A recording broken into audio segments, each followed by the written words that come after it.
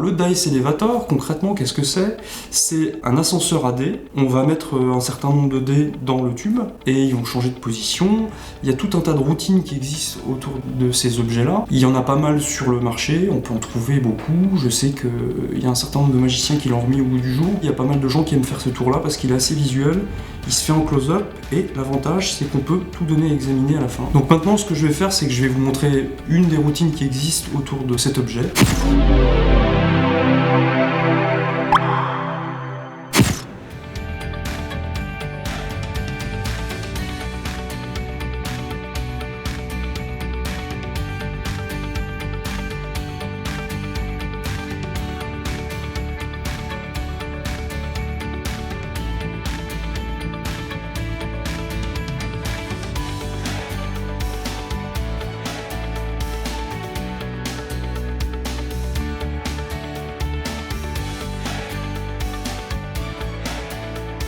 De fabriquer des objets, au départ, je m'étais acheté quelques tours de micro-magie. La passion pour le bricolage, ça date de tout petit. Mon grand-père, il avait un super atelier, donc je passais mes journées dedans.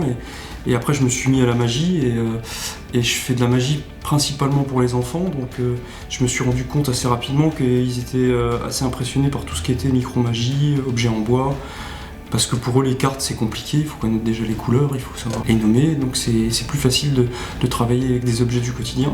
Je m'étais acheté quelques tours de chez Magic Wagon, qui est une entreprise indonésienne qui fabrique des objets en tech, des objets magiques. Et puis par hasard, en traînant sur le forum, sur VM, je suis tombé sur un lien vers les objets de François Danis, qui est un peu l'héritier de Teitelbaum, dont on parlera tout à l'heure. Je suis tombé amoureux d'un de ces objets qui s'appelle la prison du roi dragon, qui est un Dice Elevator, mais avec une histoire un peu ésotérique. C'est assez sympa à raconter, ça parle bien aux enfants. Et puis après, du coup, j'ai cherché un petit peu l'historique de ce tour. J'ai vu qu'on en trouvait des traces du fonctionnement sur des écrits qui datent du 19e, qu'il a vraiment été édité à proprement parler sous une forme qui s'appelle Wonderblock de Royal Magic dans les années 20. Ensuite, il y a une version carrée, parce que le Wonderblock est rond. D'ailleurs, le Wonderblock, on le trouve encore en vente. Et la version des années 50, c'est le Mephisto Dices, je crois, de Milson Worth. Et puis, dans les années 70, Teitelbaum a fait sa propre version qu'il a,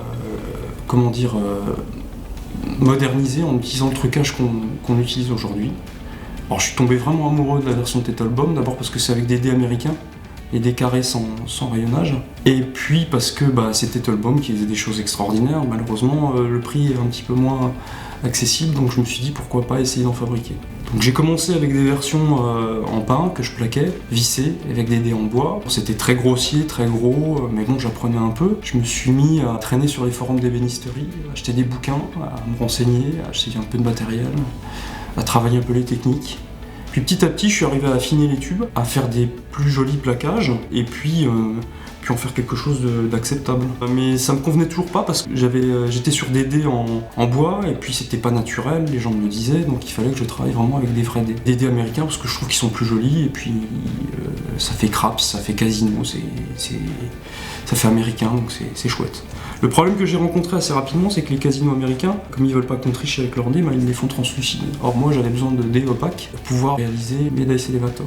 Donc j'ai mis du temps à en trouver, j'en ai cassé un paquet. En plus, comme ils sont pas donnés, ça m'a coûté un petit peu de sous, mais au bout du compte, j'ai fini par réussir à trouver la manière de les truquer. Et donc j'étais assez satisfait de moi, j'ai partagé sur VM, les gens étaient contents, il y en a quelques-uns qui m'ont félicité pour mon travail. Et puis j'ai rencontré, toujours dans le cadre de ma boîte, parce que j'ai connu la magie par ma boîte, un groupe de modélistes, donc des gens qui travaillent un peu toutes les matières, bois, métal, composite. Et ils m'ont appris un peu le métier, ils m'ont appris à travailler dans le bois massif, d'où la version, je crois, qui est la plus aboutie, qui est celle que j'ai faite pour VM, qui est une version en acajou et en ébène. Donc ça, c'est une version ébène et acajou, où j'ai rajouté un peu de nacre et des incrustations de padouk. Le principe, ici, l'enchâssement du bois, ça s'appelle la queue d'aronde.